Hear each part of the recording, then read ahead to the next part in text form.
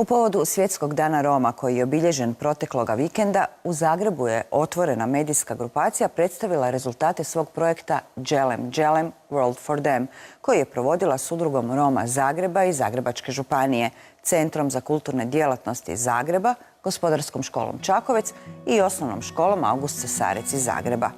Projekt čije smo provođenje pratili i u prizmi usmjeren je na integraciju Roma u obrazovni sustav i poboljšanje zaštite ljudskih prava u Hrvatskoj.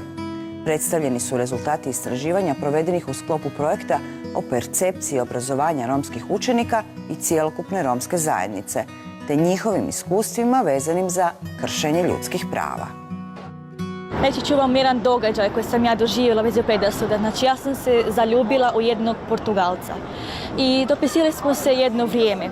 I nakon toga sam odlučila mu priznati ko sam ja i što sam ja.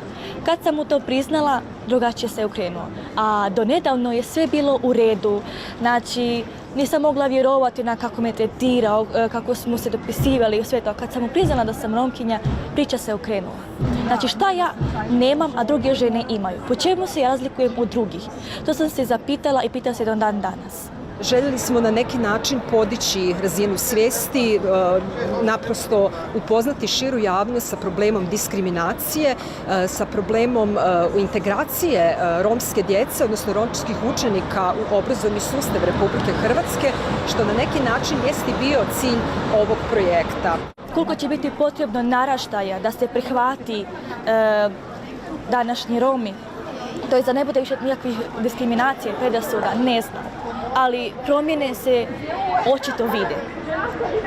Korak po korak, malo pomalo i bit će svega.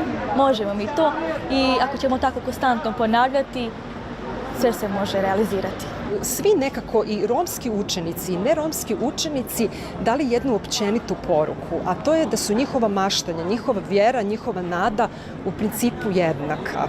Oni svi imaju jednake želje, jednaka interesovanja i jednaku želju za uspjehom u njihovim životima.